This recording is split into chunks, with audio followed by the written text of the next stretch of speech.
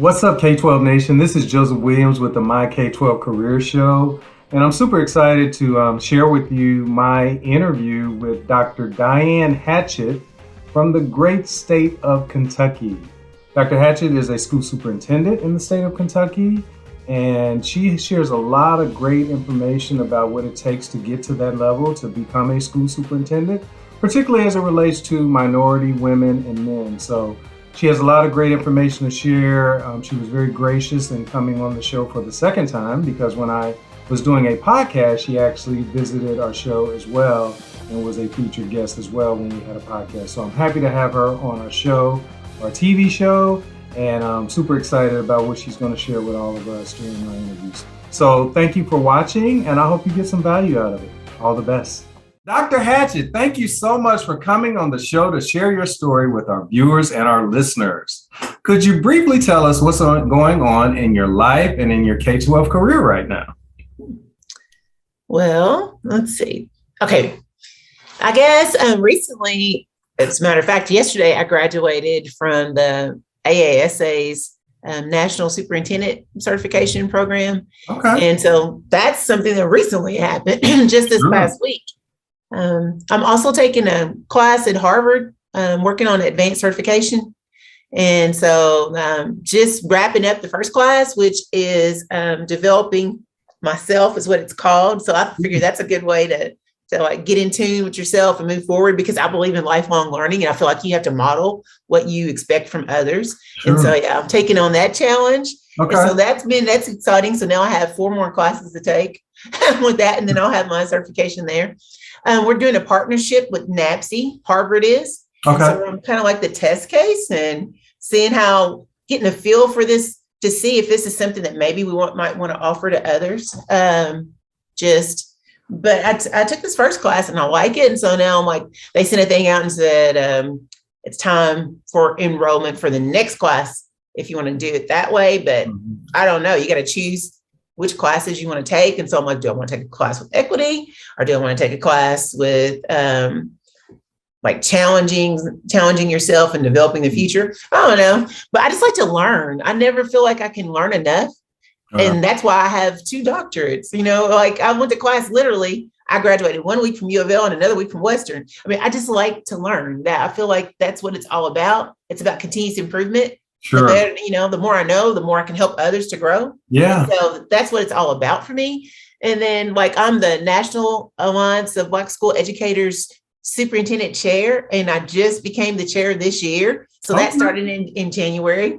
Okay. And so we just had our first, first for me, not the first, but we just had a summer summit for superintendents in Kentucky. Okay. And so I don't think it's ever been in Kentucky before, but we had it in Louisville. Okay. And so every year there's like a summit for the superintendents to try to recharge and reconnect and network and learn from one another. Sure. And so it's in different places every year. And this year, like I said, it was just in Louisville, and we just did that. Literally, it was the 8th through the 10th. Wow. So your plate has been full. And the one thing we do have in common, I'm actually in a PhD program. I already have my doctorate, but I'm in another PhD program online. So, yeah, we definitely have that in common. I love to learn. I love to grow. And truthfully, and I've never shared this, I'm actually considering doing an online law school program, because honestly, you know, if I go back into my history, I was a pre-law major and I was accepted into law school. And you know, I just feel like God had other plans for my life, and that's how I ended up being an educator. And this truly is a calling. I always like to say that education called me. I didn't, choose education. And so this has truly been a calling for me. But I've never, honestly, if I'm honest, Dr. Hatchett, I've never kind of just totally put it to the side that I wasn't going to finish that law degree. So seriously thinking about it, and haven't made the decision yet.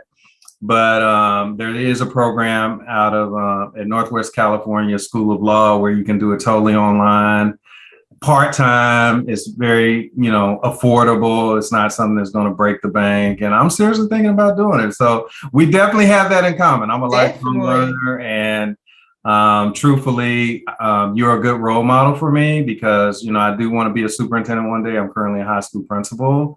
And I just want to check all the boxes. I want anything to be said that I'm missing or whatever. And so in that sense, I'm always trying to learn and grow and get better in this profession. So thank you for being that great role model. Oh, thank you. Thank you. And keep up the great work. They say the high school principal job is the closest to being a superintendent. So you're on your way. Thank you. I appreciate that. It's definitely, the school that I was a principal at this past year had over 1,700 students. They actually are sending me to another school that needs some additional support starting this school year, and it has like 1,200 students. So, yeah, I mean, it's definitely, these are multi-million-dollar facilities that you're running. And so you're right. I think it does prepare you, particularly at a high school with all the extracurriculars and everything that's going on, in a high school. So, yeah, I'm excited about it. But I love being a high school principal, too. So it's not like I'm in a rush necessarily to get into that hot seat that you're sitting in. But, I definitely want to be prepared when I get there, too. Just go for it. Timing is everything. All right. Okay. I like that. So, yeah, I mean, what would you say to people in my position, people that aspire to one day becoming a superintendent, particularly people of color, males and females? What would be your advice to people that are aspiring to be where you are right now? Well, networking is one thing, because you got to make those connections, especially with the people who are influential.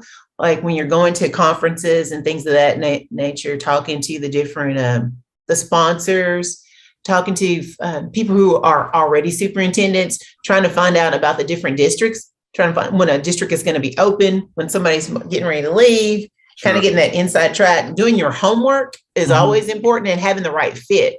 You shouldn't just apply for something for the sake of applying. It has to be the right fit. It has to match your skill set and the needs of that community. You don't want to go into something cold. You want to do your research on the board, because the group that hires you might not be the same group that you end up with, because a board can flip at any time. And then, that one group might love you and the other group might not, you don't know. So you got to do your homework. Is it a board that has stability? Do they get along? Because the board is who hires the superintendent, and that's who you answer to. Yeah. But you also got to look at are you a person that can handle politics? Because a major part of being a superintendent is politics. You have to be able to navigate the waters. You got to know those landmines. You got to know who's who, and you got to be able to make relationships with the power plays. And you can't just be on one side. You got to look at the whole, and you got to be there for everybody. And you got to understand the hidden rules. There's always hidden rules for everything. And then you also have to make sure that you're there for parents, you're there for the students, you're there for your teachers, for your principals. I mean, you have to be a jack of all trades. You have to know about building and grounds. You got to know the law. The law is key. Policy is the main thing you got to understand. If you're going to be a superintendent, always follow policy, and that'll keep you out of trouble. That is the key. Follow policy and keep those relationships strong. With everybody. And don't be afraid to take chances and step out and try. As a high school principal, go ahead and apply for a superintendent job. You don't say that you can't do. I went from being a principal to being a superintendent. Basically, I was a principal, and then I did do 1 year as a minority superintendent intern. There was a 2-year program. But 1 year I was, got to see what it was like firsthand, because my mentor threw me out. I mean, he just from day one, he wasn't there the first 2 weeks. He left me a note and said, okay, this is what I want you to have done. This is what so I was blessed, because he wanted me to have those experiences, and so he just said that he wanted it to be as if I was starting in the role as a superintendent, so that when I became a superintendent, I would know what to do. So he kind of laid that groundwork and that foundation, and he's still there whenever I need me. He said he would hold my hand the first semester, and then he was kicking me out of the nest the second half of the year. And he did, that was pretty much it. But I always knew I had that safety net, because he said he would be there if I needed him, but he wanted to push. So don't sell yourself short. You say you're a high school principal, well, then you should be applying. You should be looking, and don't ever say, oh, I got to get this and I got to check this box and that box. Because I remember when I first was a guidance counselor, and I was getting ready to be a principal, and I had to shadow a superintendent. So I shadowed 2 of them. And one of them, I asked him, I said, what's it take to be a superintendent? Because after I followed him around for a day, I decided I wanted to be a superintendent. Okay. And that was when I was like, it was in my brain from that moment on. Okay. And I was like, what do I got to do? Do I have to have my doctorate? And he's like, no, you don't have to have your doctorate. And I said, well, I think I'm gonna get one anyway, because I know that as a minority, I'm gonna be judged twice as hard. So I had to have extra credentials, because my mom always told me you're gonna have to, you're gonna be judged twice as hard. So you're gonna have to be on your game. So I want to hang on my doctorate anyway. And I've noticed a lot of superintendents do have it now. It seems to be the trend. Sure. You see that. Even when you go to NAACP, everybody said, doctor this, doctor that, doctor. And I love that, Yeah, I love it. Yeah. But so I would encourage people to step out, and don't be discouraged if you don't get the first job, because think of it as practice. Okay. Because the position that's meant for you, it will be the one that you get. Absolutely. And that's it. So just always look at it as another opportunity. You learn something for every interview that you go for. Mm-hmm. But also at the same time, you got to be selective. That's what I'm saying. Don't just take anything that's coming your way. Yeah. So I guess what I hear from you is that interviewing is a two-way street, right? Mm-hmm. Like, you're looking for the best fit for you. I mean, they're looking for the best fit for the district, but you're looking for the best fit for you, right? That's right. And it might not be, and it better to know before you get yourself locked in and you've got a contract, and that's a whole new ballgame. So have you only been in one superintendent position? Yes. So I was an intern in Davis County, but then I've been here at Berea Community Schools since January 2018. I signed my contract November 2017, but I started January 1st, 2018. Okay, wow. So and then they renewed my contract last year. Wow. Yeah. So you'll be there at least until when? June 2025. Wow. June 30th, 2025. That's amazing. Well, kudos to you. Kudos to you for that. That's really, really cool. No, that's really good advice. And I really appreciate you sharing that, not only with me, but also with our school community, because truthfully, I would have never even thought about that. Like the fact that, hey, you can actually apply now. Why not? Jefferson County Public Schools superintendent right now. He has over 100,000 students. He went from being high school principal to the superintendent. Okay. I know lots of superintendents in Kentucky that's, from being a high school principal or middle school principal to the superintendency. Now, a lot of people go that route where they're going through central office and they're getting all those different checking the boxes here, there, and there. Others, but some of us are just more adventurous than others, or I don't know. It's just, you got to follow your heart and pray about it. No, I agree. I like that. That's very, very true. So have you always wanted to be a K-12 educator?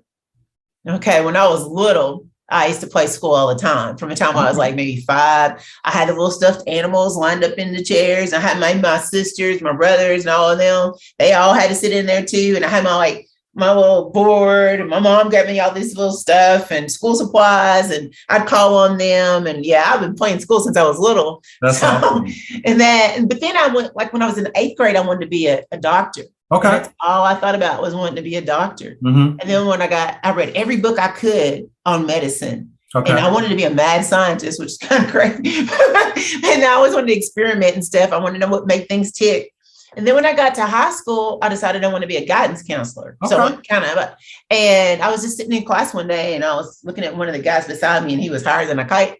And I was like, some people get high for what? And then I was like, I don't want to be a counselor. I don't know why. And I was like, I don't know. But I just thought about it, and that stuck in my brain. And so then when I got to college, I couldn't decide. I was like, okay, maybe I'll teach psychology. I could combine these two worlds or whatever. I wanted to help people, but want to teach. But my advisor said, no, you need to go into middle school and be with social studies and language arts. So I was like, social studies and language arts. I thought she was crazy. And I kept on saying, no way. She kept saying, no, that's you. And I was like, I didn't believe her, but she was right. So that was your wheelhouse, huh? Yeah, but I still had a degree in psychology too. Okay. And then I got, because I'm hard headed. So I got to have it. And I get bored easy. And so I wanted to fill in every little gap in my schedule. I was taking 18 hours. I couldn't. Anyway, I ended up with multiple degrees. That's awesome. No, it's clear that you're a lifelong learner. So I'm not surprised at that. How long did you teach before you actually became a school administrator? Well, let's see. 6 years, I want to say. Okay. 6 years, and then you became a middle school assistant principal. Is that how it worked? Pretty much, yeah. Okay, that's pretty cool. So at what point did you, I mean, I know you had said, you shared that you had an opportunity to shadow a superintendent, and that's when you decided you wanted to be a superintendent. But at what point did you, when did that happen, and how long did you be a principal at that point? It's 7, yeah. Okay. Close enough. Anyway. Yeah, 6 or 7 years. That's a sample size for sure, right? I'm very similar in that regard. Obviously, I started out as a teacher as well, but I actually I was a coach as well. So I love. Oh, I coached too. Coach basketball. Oh, did you? Okay. Did you play basketball? Yeah. Okay. Were you good? You're in Kentucky. Okay. You got it. Not like my brothers and stuff like that. My dad. I only did it because, I played sports because my dad played sports. And my mom, everybody in my family is an athlete. So I just did it. I liked it, but they loved it. Oh, okay. I get it. And so you were a basketball coach. That's super cool. I was. Yeah, we won championships, so that's all counted for me. I hate to lose. I'm all about winning. That's all. That's it. 100%, right? No, that's really cool. And so, because I was teaching and coaching, I just couldn't. I had opportunities before I became an AP, but I ended up teaching and coaching for almost 11 years before I became an administrator. So, oh, wow. But it was, when I was ready, right? And when I became an administrator in 2005, I've been an administrator ever since. So I actually was an AP for like 3 years, and then I've been a principal ever since. And I actually started having kids late. And I think that's probably why I haven't considered going into central office, because my kids are still young. And just like you shared earlier, the board you start with might not be the board that you end up with. And you could be doing a good job and still be out of a job. That's right. That's right. That's right. I just wanted more stability for my kids, at least while they're still in school. I have a middle schooler and an elementary schooler. So maybe later on. But again, I'm not going to let that hold me back. Like, I'm really glad that we're having this conversation because, like you said, you just have to be open. And, I've always had this mantra that what God has for you is for you. So that's how I'm looking at it. That is so true. I was thinking about what you were saying, though. I'm still on the counting. I get stuck on something. So you might want to rephrase that other part about when I started, because when you talk about being an administrator, you said I went straight to being into an assistant principal, but actually I was a guidance counselor before I was an assistant principal. Okay. So how long were you a guidance counselor? From, let's see, that was 6 years. Yeah. I kind of switched. I'll do like a 6 year, and then it's like 6 or 7 year. And then I pretty much 7 year. And then I switch. I want to do something different. Okay. So yeah. That's cool. Yeah, because I'm thinking, okay, so 2003, 6 years. So that was like, and then I switched, and then that's when I became the assistant principal. Wow. Okay, so you did put in double-digit years before you became an administrator. Yeah. Okay. No, that's good. I mean, you see that a lot. A lot of people have taken that path where they've gone teacher, counselor, and then administrator. So that's pretty cool. I think it's actually really good, training ground for being an administrator. And then, that's pretty cool.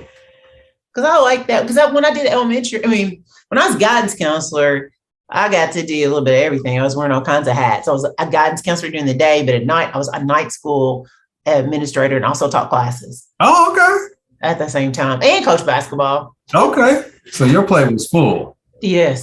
I was student counselor, advisor, champion sponsor, dance sponsor, basketball coach, night school administrator, and guidance counselor, and then Saturday school and Friday night school. So, wow. So you've done it all. That's really cool. Really cool. Yeah. So let's kind of pivot a little bit. The last 2 or 3 years now at this point, the pandemic has really just kind of wreaked havoc on K-12 education. How have you handled that as a superintendent with everything that's going on with the pandemic? And obviously we're still not totally out of it, but obviously these last 2 years have been really, really critical and difficult for a lot of school systems.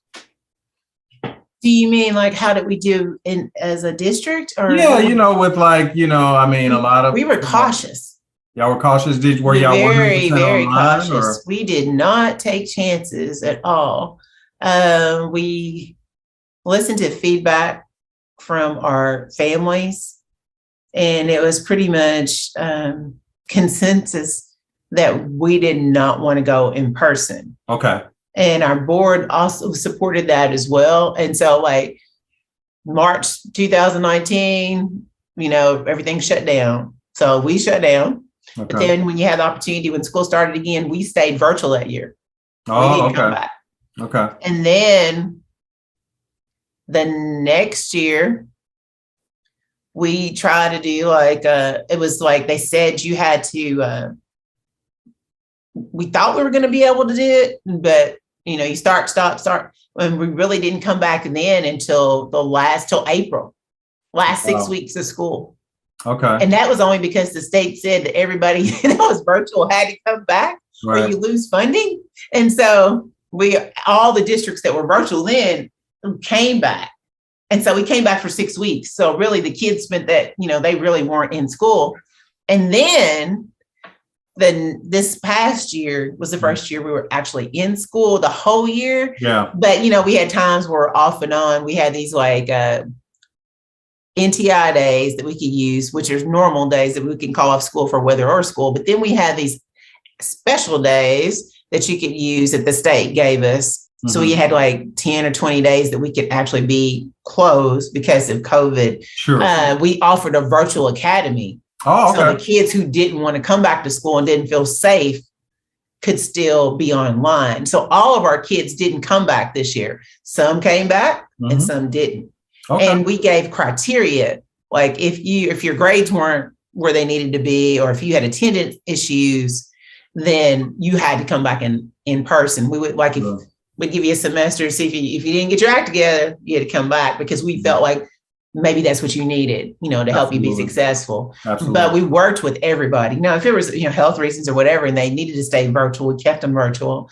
And so we still have a lot of kids that the only time they came on campus this year was for testing at the end of the school year. Oh, okay. Prior to that, they had not been on campus all this time. And okay, so for some of them, literally in May was the first time they'd step foot on campus. Okay. And so this school year, we're calling it a reset. And so it's a fresh start for everybody, because this will be the first year that everybody's required to be back in person. And we're not offering virtual academy anymore. Yeah. So it's a brand new year for us, and then we're looking forward to it. It's exciting. No, that's really, really cool. So now, is Berea a suburb of one of the major cities like Lexington or Louisville? It is rural. Okay. It's kind of weird because it sits right next to Fayette County. It's Madison County. Okay. Madison County is the back door to Lexington, really. Okay. Richmond is right next to Richmond and Berea, both part of Madison County. Okay.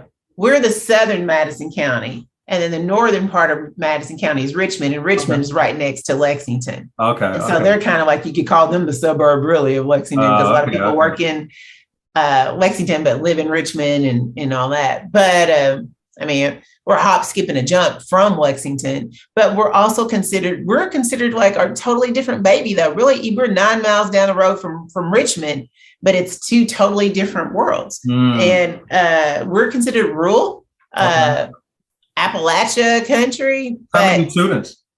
Our school district is it depends. It fluctuates. Okay. It's been as high as 1,245 or 1,150, Okay. So it just kind of depends. Wow, that's amazing. So I'm sure superintendents that have school systems that are your size, school systems that are maybe medium size, maybe 10,000 students, and I'm sure superintendents that run major districts that have 100,000 students, like Jefferson County. Well, even Madison County, like Richmond, the district literally right down the road from us. Madison County schools, we're not even a mile away from each other. The Richmond area, not just there, also is part of Berea as well. Their school system extends the county schools, and they've got 18, 19 schools. Wow. So, one of their high schools, our whole district can sit inside of. Wow. So that's just right here in Madison County. So I don't have to go very far to see to see the difference. Yeah, that's amazing. Yeah. Wow, that's amazing. So like, is that something that you aspire to, or does it matter? Because the work is the work, obviously, right? No, the work is the same. Yeah. It doesn't. In fact, when you're in a smaller district, there's more for you to do. Sure. I know that because when I was an intern, I was in a large district. I was in Davis County Public Schools. And like I said, my superintendent, heck, we had an elementary director. We had a middle school director. We had a high school director. We had somebody for everything. We had a communications director. We had all these different people. But here in my district, we don't have that. I don't have a communication person. I'm the communications person. You see me putting stuff out for that. We don't have all these. We don't have like an elementary specialist, middle school, high school plus. We don't have all that. We have a curriculum person. We don't. You wear.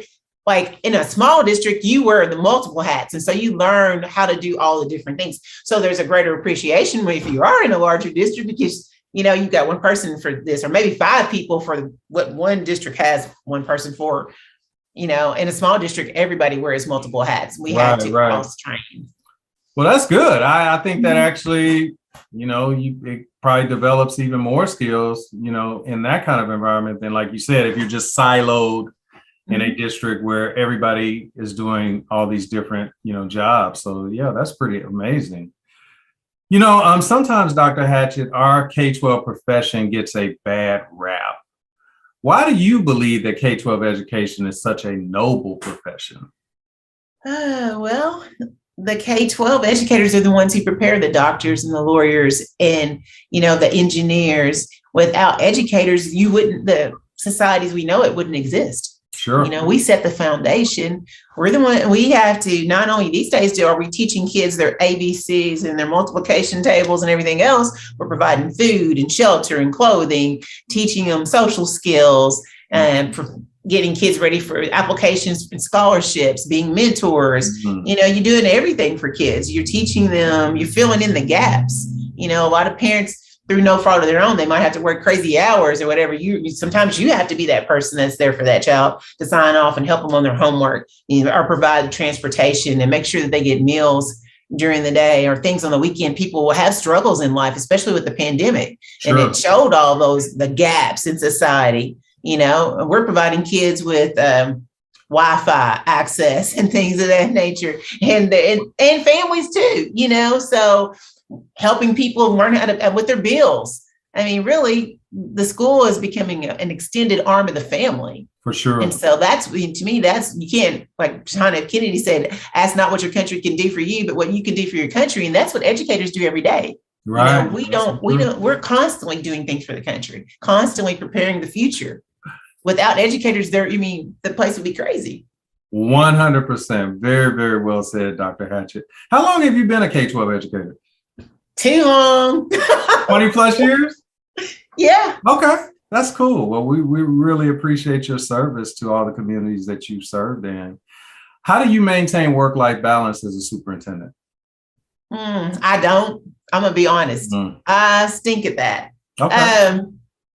That's something I strive. That's why I'm taking like that class. That's why I thought developing myself would be a good class for me to take, because that's one thing. Actually, I'll be honest, that's what was on my growth plan, was to learn how to do balance. Like, all I know is I'm like driven to do whatever I can for kids. And that's like my mission and my purpose in life. Sure. And so I eat, drink, and sleep it. I think about it. I wake up and I'm thinking about what can I do to help? What can I do different today? What is it? I reflect on every day constantly. And so I don't know how to stop. I don't know how to turn things off. And so I can tell other people how to do it. I'm great at that. As far as my making sure that my colleagues, I always tell them put family first, Sure. But one thing I will say, I guess the only thing I will say that balances me out is God. And that's the key. That's the source of my strength. That's the source of everything I do. Start my day in prayer. Sure. Anything I'm getting ready to do, if I got a decision to make, I pray about it. That is my balance. Okay. That and family, God and family, that's the key, if you want to look at it that way. No, that's really, really good. Thank you for sharing that. If you had to do it all over again, would you have become a K-12 educator? Yeah. Yeah, because I mean, when I was little, that's what I always wanted to do. Yeah. My goal in life is always to make a difference in the world, and to use the gifts and talents that God's given me to do that. And to me, he puts you where he wants you to be. And so that's the doors that he's opened, over and over again. I've had scholarship opportunities. I've had mentorships. I've had like some of the best people pour into me. I stand on those shoulders, and I feel like it's up to me to give back and make a difference. It's not, there's a reason for everything. Every gift that I have is to be used for good. You don't hoard stuff, you share it. Absolutely. And we're here to make the world a better place. And so that's how I see it. So yeah, I would do that, because it's about, if you don't educate people, then to me, you're contributing to ignorance, and ignorance contributes to hate. And there's enough hate in this world. I'm done with that. It's time for peace, love, harmony, and just doing what you can, because life is short. And before you're here today, gone tomorrow. Right. And so you talk about legacy, if you want a legacy, I want something that people are going to be proud of. I want when my family and people that I care about, I want to be an inspiration to them. I don't want to be something that somebody's like, oh, who wants to be like that? Why'd she do that? I want, like, when I was, my students right now, the students that I had that when I was started early in my career, I'm watching them now, and they are rocking it. And I remember when they were in middle school, or when they were in elementary school, because some of them I counseled as an elementary person. Then I had them in middle school, in high school, and and it was weird because they say, "Are you following me?" No, we just happen to be going the same path. And I see them, and they are making impacts on the world, and they're giving back, and they're changing lives. And I couldn't be more prouder of them. And so, and I'm watching them talk about wanting to give back. And so it's like starting a chain reaction. All it takes is a little, ripple in a pond to start that. And that's the way I see it. We're planting seeds and making the world better. I love it. Yeah. Well, Dr. Hatchett, I want to take this moment to acknowledge you and honor you for all the good work you've done for K-12 schools, whether it's been a teacher, a coach, a counselor, assistant principal, now a superintendent. I really want to thank you. I actually started this show to showcase K-12 educators, administrators like yourself, and just let people know that there's really great, amazing K-12 educators out there like you that are really, truly making a difference. So thank you so much for your service. Appreciate it. Thank you. I appreciate it. Thank you for having me on the show. And thank you for all you do to make a difference in the world. I mean, high school principal, that's not an easy job at all. You're getting them ready for life. So thank you so much. We're all in it together. None of us can do this work alone. You're right. Thank you so much. Well, I want to thank you for coming on the show, and full transparency, many moons ago, you came on my podcast when I was just doing an audio podcast, and I was grateful for you then. And it's just amazing to have this opportunity to speak with you in person, online, on video. And, but before you leave, could you please give our viewers and our listeners some parting words of wisdom? Tell us how we can connect with you, and then we'll say goodbye. Let's see. Well, you can connect with me. My email address is Diane.Hatchett, HATCHETT @Berea.kyschools.us. That's my school email address. Okay. And my personal email address is nonsmonsters. That's NONSMONSTERS @gmail.com. Okay. And you can follow me on Twitter or LinkedIn. Sure. Instagram, whatever. Okay. Facebook, I'm on there. Some things it says non-monsters, and that's why I said that. Okay. You're like, that's me. Okay. All one and the same. Yeah. But yeah, feel free to reach out. Anybody that's a aspiring superintendent or teacher, wants to be a counselor. I mean, have had different roles.